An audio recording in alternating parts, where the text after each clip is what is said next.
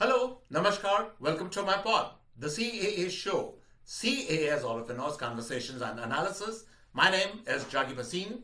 To become a subscriber, all you have to do is to press that red button on your screen, and subscription is, of course, completely free. Would also really appreciate if you could like this video and share this video with your friends. All right. This protest by the Congress, that is the Youth Congress, which happened at the Bharat Mandapam two days back, has of course invited a lot of ridicule, anger, consternation, whatever you want to call it, all over the country. But for political analysts like me, there was something very, very interesting, something very, very uncanny, something almost weird, I would say, which I noticed in this protest. It had echoes of similar kind of protest, of a similar kind of aggression shown by the Youth Congress in the mid 70s, I would say, around 75, 76, 77, 1977. The Youth Congress of that time being led by Sanjay Gandhi. And a lot of young viewers might ask, who was Sanjay Gandhi? Sanjay Gandhi was the uncle of Rahul Gandhi, and that kind of aggression, that kind of absolutely over the top policies of the Youth Congress at that time probably has echoes today in the kind of aggressive policies of the Congress under Rahul Gandhi.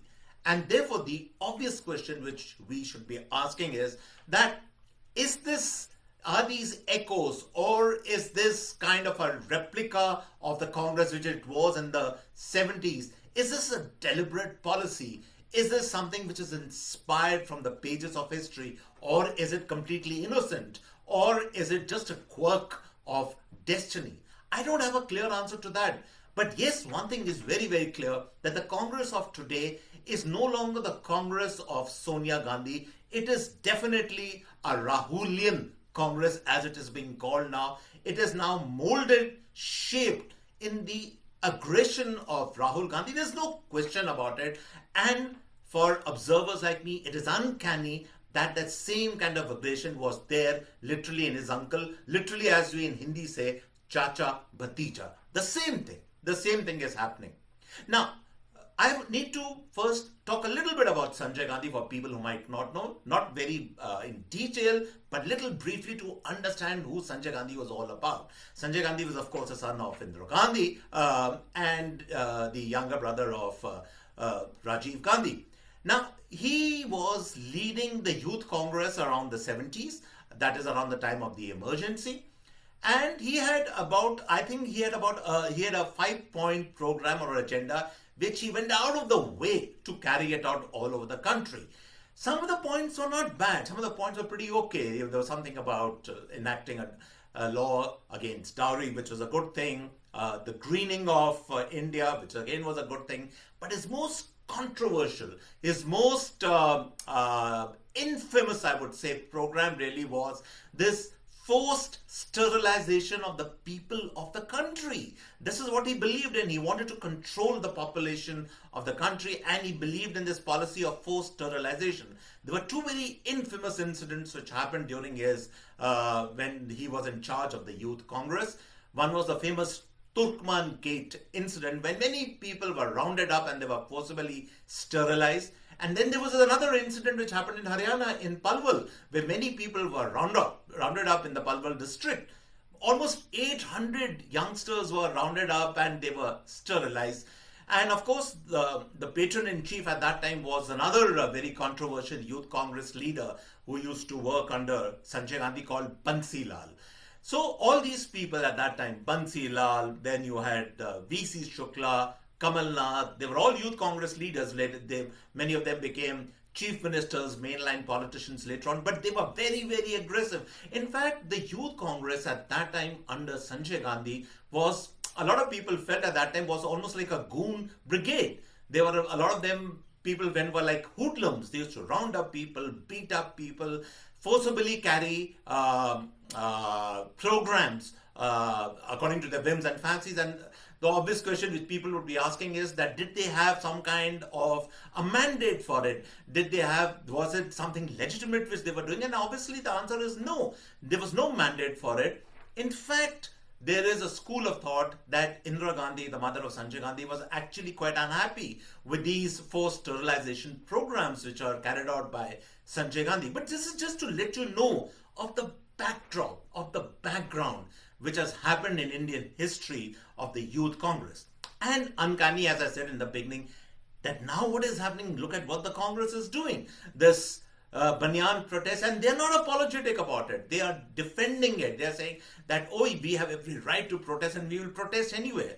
The protests in parliament which are happening, which again a lot of people think is completely over the top, unparliamentary, the gherowing as it were of the Prime Minister's seat by women members of parliament. All this is now a part of the new Congress, and it's not only doesn't stop there, the language which is being used, the aggression which you can see, this almost a daily call to literally not arms, but a daily call to that take to the streets, we will take to the streets, we will protest against the Indo-US trade deal, you are discriminating against the farmers, you are discriminating against the minorities, you are discriminating against the backward castes, all kinds of agendas are being pushed with by the Congress in a very, very aggressive fashion. And therefore, the similarities don't just end here. There are some very other interesting similarities. At that time, Sanjay Gandhi was dead against the RSS. This Congress under Rahul Gandhi is also dead against the RSS. And then this uncanny similarity again. As I explained, that Indira Gandhi was a little, well, not even a little, I would say, she was fairly unhappy. Sanjay Gandhi was out of control. She couldn't control him. She knew it would backfire on her someday. And therefore, she was helpless in a certain sense against Sanjay Gandhi, what Sanjay Gandhi was doing. And if, of course, for people who wouldn't know about this, Sanjay Gandhi, of course, met an untimely death. He was going on in a Cessna. He used to love to fly in that Cessna plane, and that plane crashed in Delhi and he died in that accident. So the point being that there was, even during Sanjay Gandhi, Indira Gandhi's time, there was a departure between mother and son. And look at today what has happened. I'm not saying there's a departure between Sonia Gandhi and Rahul Gandhi. For all we know, that Sonia Gandhi could be completely supportive of Rahul Gandhi's present policies. But the fact is this is undoubtedly true, that the Sonia Gandhi Congress, or the Congress and the Sonia Gandhi, was a different entity. It was far more accommodating. It was far more gentle is not the right word, but it was a far more maybe sensitive to a lot of things. Sonia Gandhi was obviously adept at power play, but behind the scenes power play. Rahul Gandhi, in contrast, is very, very aggressive. See, and that's the other thing which we need to understand about Rahul Gandhi. Rahul Gandhi makes no bones about the fact, I've never actually seen him really, shouting over the tops, I want to be the next prime minister. If you ask me, if he had been so, desirous of being the prime minister, a lot of that stuff could have happened during the UPA rule, but there was no question about it. I think both Sonia Gandhi and Rahul Gandhi would prefer to be behind the scenes and operate behind the scenes and control the power play behind the scenes. I think what Rahul Gandhi is really, really interested in, and that is how he is making the Congress in his own vision. He wants to be known, he wants to be acknowledged, he wants to literally go down in history as the disruptor of Indian politics. That is the main goal of Rahul Gandhi. I'm not too sure if he really wants to be in a position of power. Obviously, the Congress comes to power by whatever, if it can happen tomorrow. They already are in power in some states in the country. That's not the point. But the point is, it doesn't look as if he's lusting for power in terms of a position.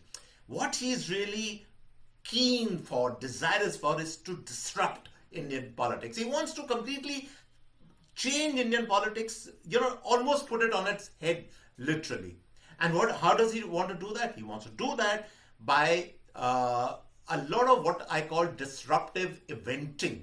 The disruptive political eventing. Now, be that in parliament, be that outside parliament, be it on the streets. He was of course fully supporting the farmers' protest. A lot of people feel that the farmers' protest was actually to that extent backed by the Congress party. He wants to get into all these things. There is a very hardcore, hardline leftist agenda, which he has. He makes no bones about the fact. There is also in his mind a reorganizational plan in terms of income distribution in the country. He has said about that. And in that sense, the aggression and the completely shocking, in a way, overreach of Sanjay Gandhi actually mirrors the stunning overreach, societal overreach of Rahul Gandhi. The similarities are very, very much there between Chacha and Bhatija. And therefore, we cannot ignore this particular factor, that it is something which is there in the family, where they want to completely do some kind of social engineering. And the social engineering is a project of Rahul Gandhi, which is, he makes no bones about the fact. He wants to, as I say, the income level, he wants a certain distribution, which is, he thinks should be more equitable, which means changes maybe in the way wealth is handed over to generation, something like the UK system, for instance. That is on the cards. That is something which he has been thinking about, which he has been talking about. More empowerment in his mind in terms of reservations and other things for the backward caste, for the Dalit community. Those are the kind of agendas which he had. One can dispute about the fact that how effective these could be in the real world and all that. That's a different debate altogether. But what I'm trying to tell you is this, that this sense of social engineering, which Sanjay Gandhi had, that same sense of social engineering, that same sense of economic engineering, that same sense of political engineering is there in Rahul Gandhi also. And as I said, the Congress of today, a lot of people, even today, I've been listening to podcasts and programs, well-wishers of the Congress party see, oh, why can't he accommodate the older people like Mani Shankar Iyer? Why can't he invite them for a cup of tea and they can get over their differences? Why can't he sit down more with Shashi Tharoor and other people and call the others who have left the party? These people don't understand something very, very similar, something very simple. And that simple thing is this: Rahul Gandhi does not want all that. He has made a clean break from the past. He is not interested in what, these are my words, not his words, the old foggies of the party, or the old well-wishers of the party, or the old loyalists of the party, the old darbaris of the party. He's not interested in all that. He wants to create his own cadre of people who believe in the aggressive policies. People like Jairam Ramesh, Sam Pitroda outside the country, to that extent, even all the spokesperson, we all know, no point in taking names, they're all very, very aggressive in a certain way. He wants those kind of people who surround him, those kind of people who believe him. That's the new Congress under Rahul Gandhi. And therefore, the last point which I really want to make is that the similarities, the uncanny similarities between the Youth Congress of Sanjay Gandhi era and the Youth Congress of today is this, that in both cases, both Chacha then, Bhatija now, they don't care. Simple as that. We don't care. You don't like it, go and lump it. That's the philosophy. Sanjay Gandhi did not care in his lifetime. He was very, very aggressive. At that time, there was a famous incident where I think the INB Minister, Information Broadcasting Minister, I.K. Gujral, Sanjay Gandhi had asked I.K. Gujral to do certain things or to project in him certain way, and I.K. Gujral had refused. I.K. Gujral obviously later became the Prime Minister of the country, and he resigned from the cabinet. I.K. Gujral left the cabinet, and later, of course, he became a stalwart of the Janata Party. So the point was, at that time, Sanjay Gandhi did not listen to reason. He did not listen to anyone, including his own mother. And today also, the Rahul Gandhi, the Congress under Rahul Gandhi, a lot of people keep advising well-wishers, as I said, of the Congress party, why don't you bring in the older elements, bring them, there should be space for the older elements along with the new and all that. Rahul Gandhi is not interested in all that. As I said, his agenda is simple. He wants to be the disruptor of Indian politics. He wants a Congress today shaped after, in his line of thinking, in his vision. The only kind of older people he would tolerate are people like, of course, Mr. Kharge, who's very old, but who somebody will toe the line of what Rahul Gandhi wants. Those are the only older people he would tolerate in the party. So in that sense, the Ghulam Nabi Azads and all these other people who have left the party, there's no room for them. And people can go on wishing that why don't these people come back and get some stability to the Congress. I agree that a stable opposition, an important an opposition which keeps the government on its toes is absolutely essential to a healthy democracy. But it's wobbling because right now the Congress which has emerged, the new Congress under Rahul Gandhi, is a kind of an entity which is completely different from the past. It only has similarities with the youth Congress of the Sanjay Gandhi era. So we live in very, very interesting times. And if somebody thought that, there would be some regret or remorse at the Bharat Mandapam incident and the Congress would mend its ways, it would not carry out these protests. As I say, this is just the beginning, buddy. You haven't seen what's going to come in the future. The Congress is going to go all out in its aggressive tactics because that's the new Congress under Rahul Gandhi, which, as I said, uncannily echoes the Youth Congress of Sanjay Gandhi's days. So watch this space. It's a very interesting space. What's going to happen next? And so on this note, I come to the end of this podcast. I hope you really liked it. You like the show. Do subscribe to it. And on this note, it's goodbye and cheers from my end.